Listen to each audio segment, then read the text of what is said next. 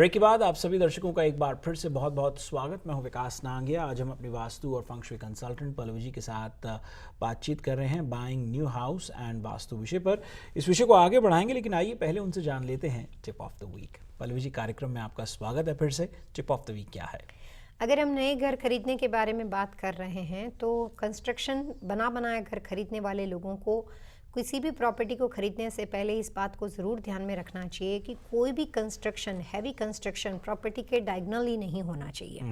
नया घर खरीदने के लिए कुछ खास तरह के इंस्ट्रूमेंट होते हैं, उसको चेक करने के अलग तरह के कंपास होते हैं। आमतौर के मैग्नेटिक कंपास से वो ज़्यादा कैलकुलेटिव प्रोफेशनल कंपास होते हैं जिसके थ्रू सारी चीज़ों को देखा जाता है।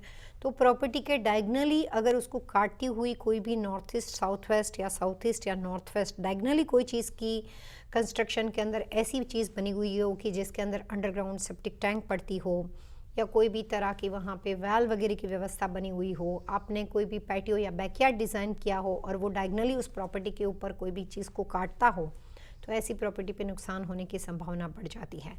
तो नई प्रॉपर्टी खरीदने से पहले प्रॉपर्टी को डायगनली चेक करना बहुत ज़रूरी है कि ऑल ओवर प्रॉपर्टी का जो वेट है वो किस तरह से वहाँ पे बना हुआ है। जी, नई प्रॉपर्टी पल्लवी जी लेने में अगर घर की ही बात कर रहे हैं, buying new house and vastu विषय पर, कितने समय उपरांत जो है उसका पॉजिटिव इफेक्ट या नेगेटिव इफेक्ट देखने को मिलता है? बहुत अच्छा सवाल पूछा आपने। किसी भी आप जब नए घर में जाते हो तो 6 मंथ तक आपको पुराने घर की इफ़ेक्ट होती है। उसके बाद 6 महीने हो जाने के बाद जब आप उस घर में कम्प्लीटली 1 साल ख़त्म करते हो तब आपको उस ज़मीन की, उस भूमि की इफ़ेक्ट होनी शुरू हो जाती है।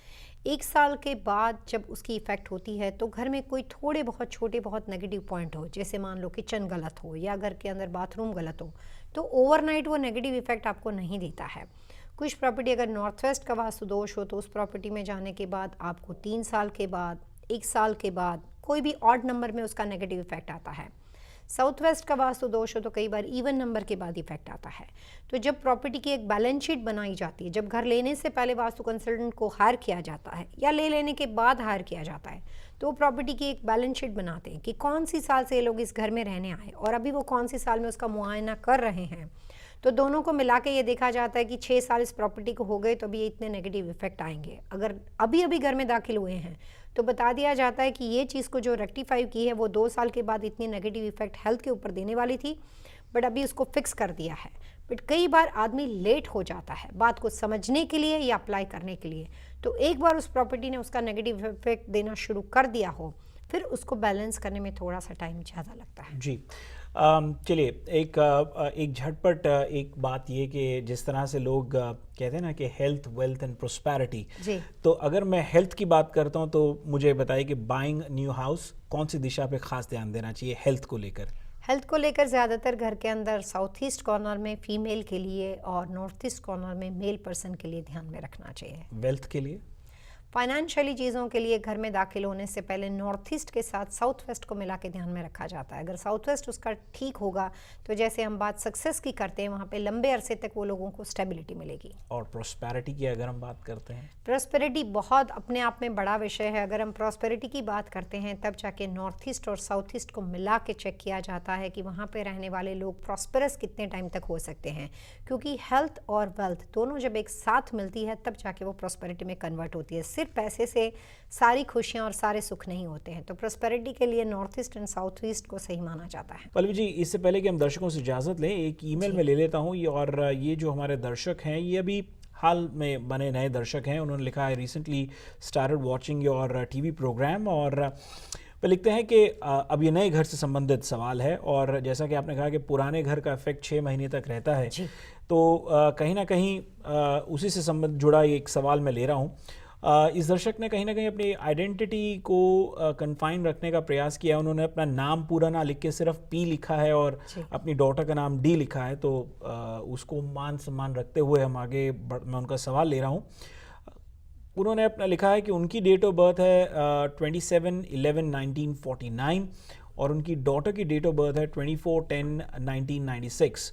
वे लिखते हैं कि वो 15 साल से जिस प्रेजेंट घर में हैं, जहां रह रहे हैं, वहां पे उन्हें हेल्थ, करियर और फैमिली से संबंधित समस्याएं हो रही हैं। अब वो एक नया घर लेने का प्रयास कर रहे हैं जिसमें वो चाहते हैं कि उनकी बेटी का करियर बेटर हो, because she got dropped from the school as well, और उनको गुस्सा भी काफ़ी आता है। सो बेसिकली वो ये जानना चाहते हैं कि नए घर को लेते वक्त वो किन किन चीज़ों को गौर करे। डेट ऑफ बर्थ दी है उन्होंने, लेकिन नाम नहीं नाम नहीं बताया, दिया। तो क्या कहेंगे? सबसे पहले तो आपने हमें ईमेल करके अपने बारे में बताया है और प्राइवेसी रखने के लिए कहा है, उस बात को हम ज़रूर रिस्पेक्ट करेंगे। किसी भी क्लाइंट को अपने बारे में कोई भी जानकारी वास्तव में चाहिए, आप बेशक हमें ईमेल में अपना पूरा नाम और डेट ऑफ बर्थ दीजिए। हम उसको टीवी प्रोग्राम में सिर्फ आपको आपका रिप्लाई करेंगे, हम उसको कॉन्फिडेंशियल ज़रूर रखेंगे। लेकिन कैलकुलेशन के लिए जैसे एस्ट्रोलॉजी में बर्थ प्लेस और व्यक्ति का नाम और उसकी राशि ज़रूरी होती है, इस तरह से वास्तु में राशि और बर्थ प्लेस की आवश्यकता नहीं है। लेकिन इंसान का पूरा नाम और डेट ऑफ बर्थ, अगर उन्होंने 2 नाम से आइडेंटिटी रखी हुई हो तो उनको अपना दोनों नाम और जो भी आइडेंटिटी के लिए मैक्सिमम यूज़ होता हो, तो नाम और डेट ऑफ बर्थ देने के बाद ही डिसाइड कर सकते हैं कि क्या दिशा ठीक है। अभी आपने जितना ईमेल भेजा हुआ है ये सारा व्यक्तिगत तौर से है, मैं आपको कोई जनरल वास्तु के हिसाब से भी नहीं बता सकती कि आप ईस्ट में ये कर लीजिए या नॉर्थ में ये कर लीजिए। तो बेस्ट ये है कि आप अपना पूरा नाम और डेट ऑफ बर्थ दीजिए, हम आपकी प्राइवेसी पूरी रखेंगे, लेकिन आपके सवाल का जवाब दिया जाएगा। जी दर्शकों, आज के अंक में इतना ही। अगले अंक में होगी आपसे फिर से मुलाकात। पल्लवी जी, आइए मिलकर के दर्शकों से आज्ञा लेते हैं। Wish you all happy vastu vastu living.